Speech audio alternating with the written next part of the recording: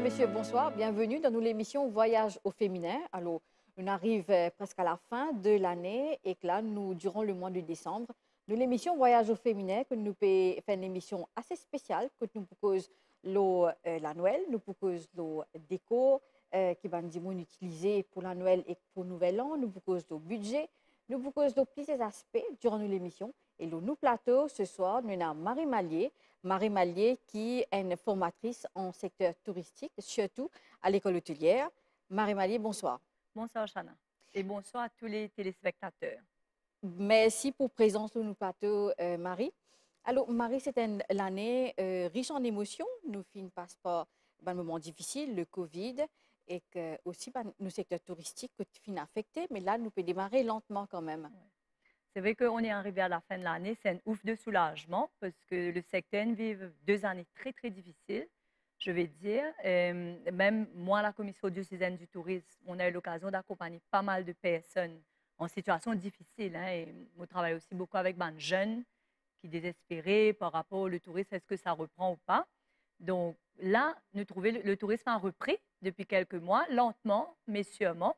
Mais c'est beaucoup de positifs, allons dire, par rapport à la fin de l'année, en espérant que 2022 sera moins difficile, moins de retournement de situation et que le Covid sera derrière nous. Voilà. Mais quand même, Marie, qu'on nous trouve, nous, Mauriciens, nous chanceux quelque part, hein, Oui. par rapport à tout ce qui nous passait dans les autres pays. Quelque part, peut-être nous finissons être à l'abri. Oui. Définitivement. Allons dire que bon Dieu nous protège nous parce que nous pas dans une situation comme on a vu dans l'année, pas mal de situations écologiques catastrophiques, l'Afghanistan, la guerre. Dans nos malheurs, quand même, on a été quand même protégés. Ouais. Travailler dans le secteur touristique, Marie, est-ce que c'était un choix, surtout pour être jeunes, former jeunes, à ce qu'ils prennent la relève de demain, surtout dans le domaine du tourisme, parce que le domaine du tourisme, ce n'est pas un domaine qui arrête là. Nous avons l'hôtel à Maurice et qui nous besoin constamment fournir l'hôtel des gens qualifiés pour travailler dans le secteur touristique. Ouais. En fait, le tourisme m'a toujours attiré, dès mon jeune âge, par le tourisme. Et bon, la question d'être prof ou pas, c'était pas tout de suite. Moi, j'étais dans l'aviation avant et puis bon, on a fait appel à moi. Mais c'est un métier que j'adore, que j'aime bien. Et transmettre aux jeunes et surtout transmettre, allons dire, une valeur. Au départ, le tourisme, c'est le contact humain, c'est les rencontres. Transmettre ça, une valeur-là aux jeunes, comment rencontrer l'autre, recevoir le touriste, le visiteur, ça, c'est important pour moi. Et de pouvoir contribuer à ça dans mon pays, à l'éducation de ces jeunes, mais comment faire du tourisme déjà et comment faire de cette industrie quelque chose d'authentique, ça, c'est important. Donc, je suis toujours attirée par ce domaine-là.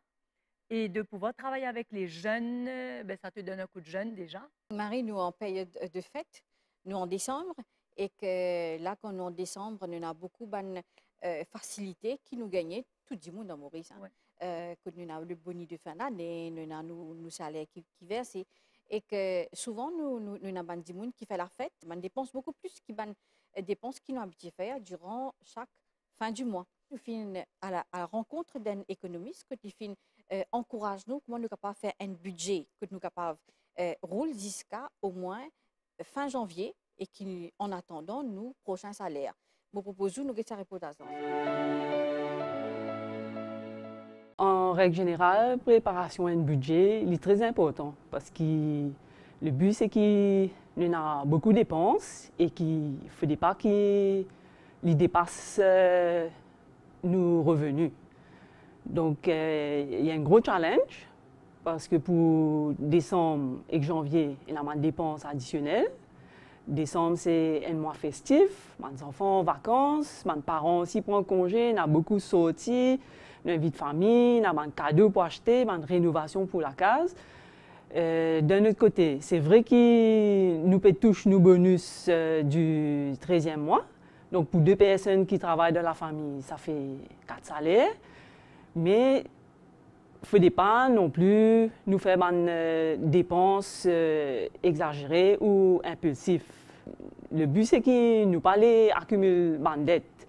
En fait, quand nous faisons un budget, nous connaît qui nous donne revenus et puis nous fait une liste de dépenses. Certaines dépenses qui sont répétitives, les fixes, d'autres les pouvoirs.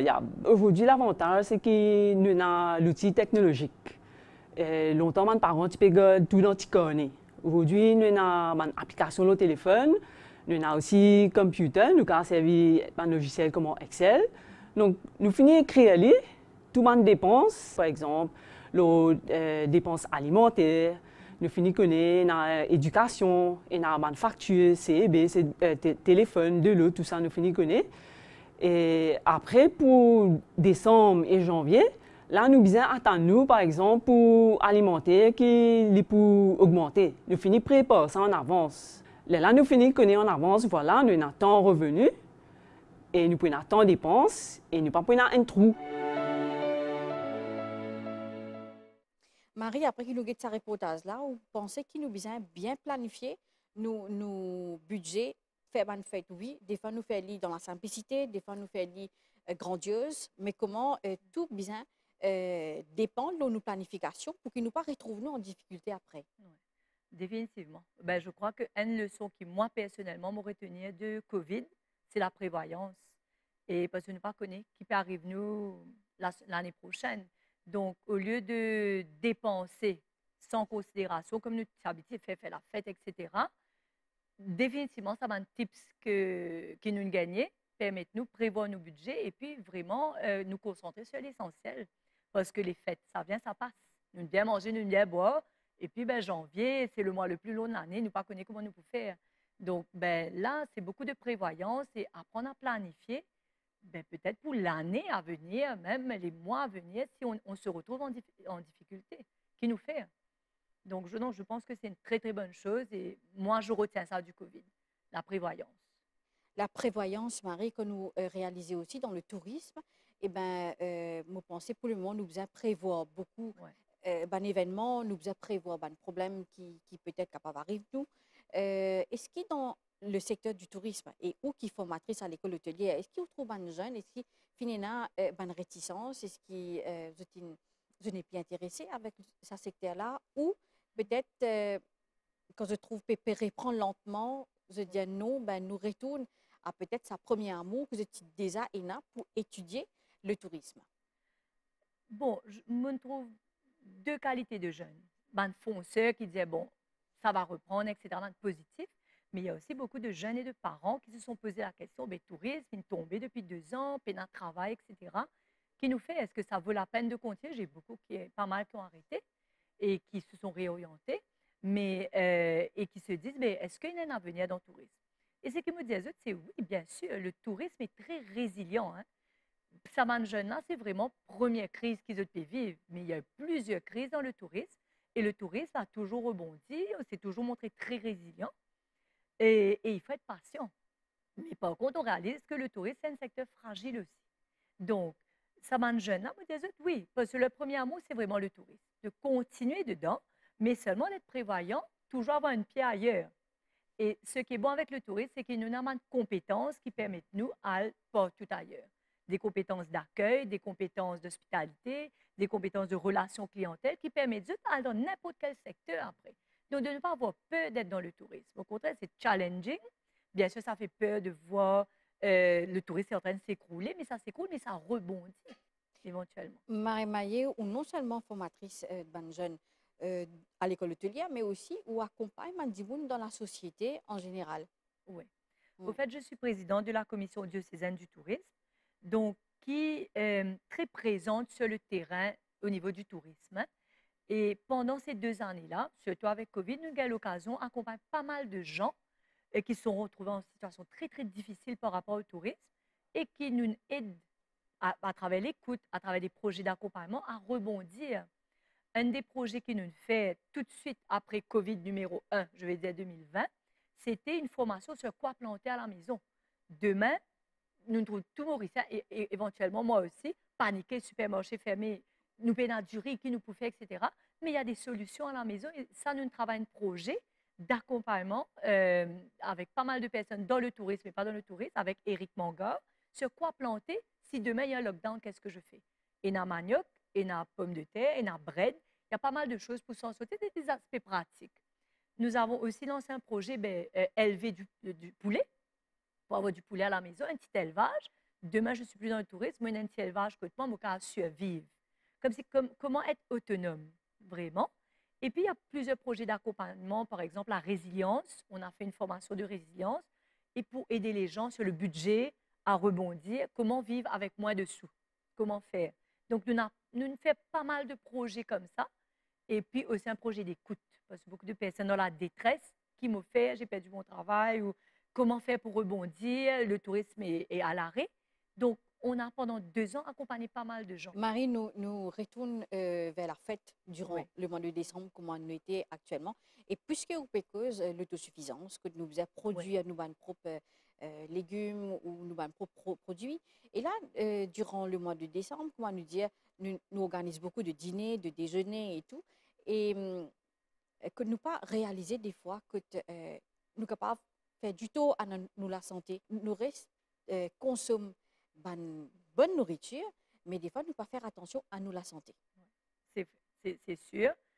Moi, la première, que j'aime bien manger, j'aime bien boire, mais après, dans souvent de conséquences. Donc, voilà ce qu'on a appris aussi du COVID, peut-être un peu plus sainement, plus simplement, comment fêter bien, mais tout en gardant notre santé. Marie Malier, avant que nous continuions l'émission, moi, invite nous à un reportage que nous avons un nutritionniste que les de nous point qui, comment dire, comment nous sommes capables de manger sainement. Nous pouvons faire la fête en même temps, mais comment nous sommes capables de prendre soin de nous la santé en même temps. À nous faire ce reportage ensemble.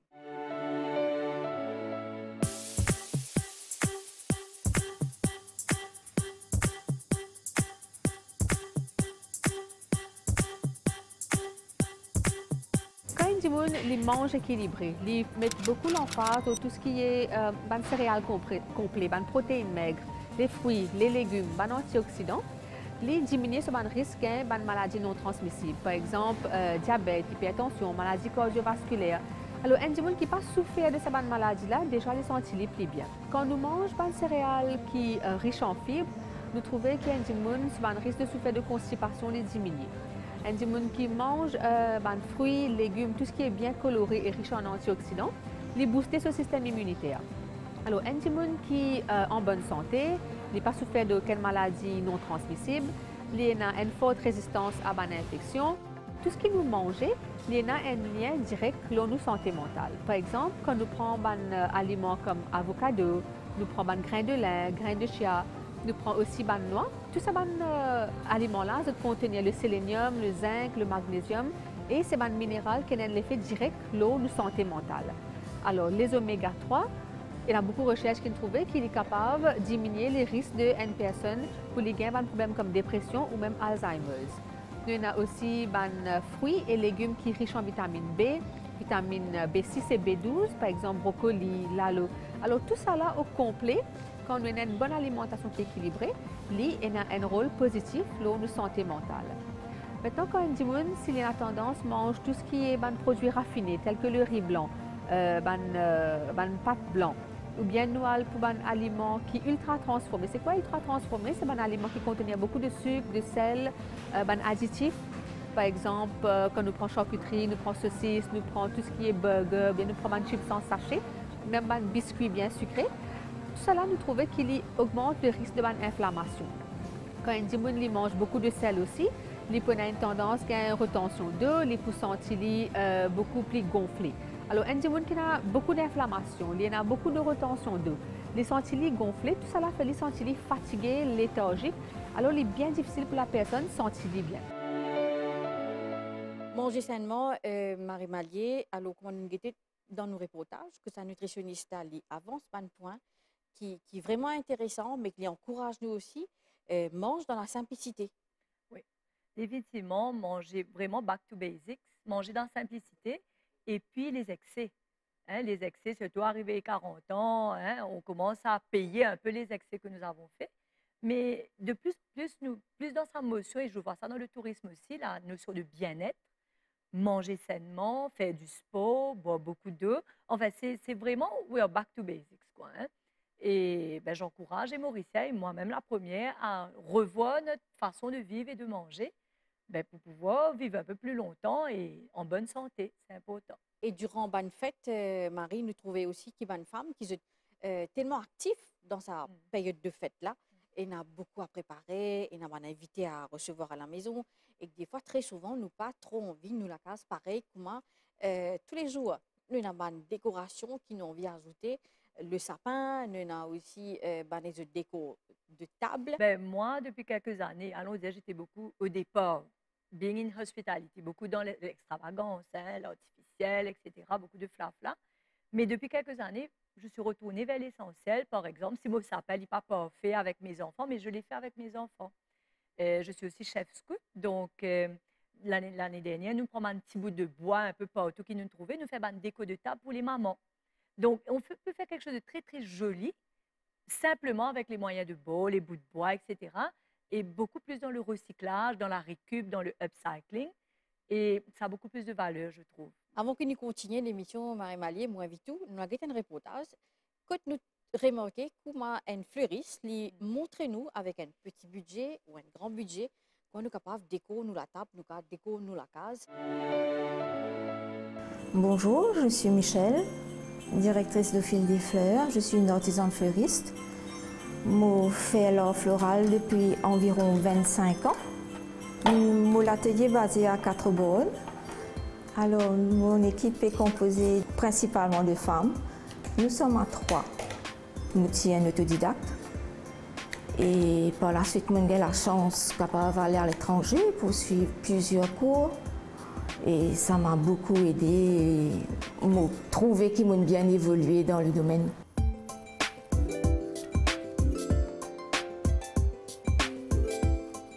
La féerie de Noël passe aussi par la décoration de la table. Michel nous propose ses inspirations déco-nature pour un Noël tendance. Pour que votre table resplendisse, il suffit d'exposer votre vaisselle, de plier les serviettes, ajouter quelques pommes de pin et quelques bâtons de cannelle. N'oubliez surtout pas les bougies et les fleurs fraîches. Michel nous encourage aussi de réaliser un centre de table par soi-même. Ici, on prend une vase carrée ou capable de prendre n'importe quel vase qui est à côté. La bougie, quelques décos de Noël. Ici, on choisit les étoiles qui on ajoute au fond de votre vase. Et on a aussi un petit accessoire séché ou capable d'ajouter ce qui ont envie, ce qui est à côté. Maintenant, nous ajoutons de l'eau à la hauteur qui voulait.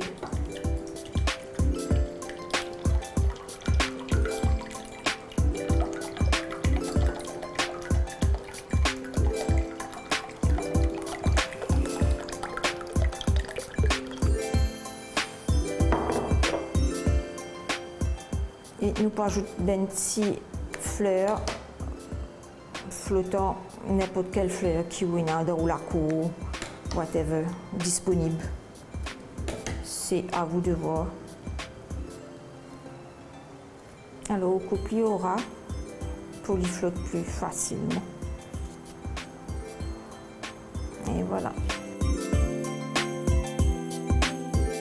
Et ma satisfaction personnelle, c'est le fait que maintenant, je suis capable de vivre de ma passion parce que je n'ai pas débuté comme fleuriste. Je travaille pendant 13 ans dans une entreprise privée. Et par la suite, j'ai décidé pour lancement dans l'art floral. Et maintenant, c'est une grande satisfaction pour moi pour me trouver que je suis capable d'accomplir. Ça n'a pas été chose facile, c'est sûr.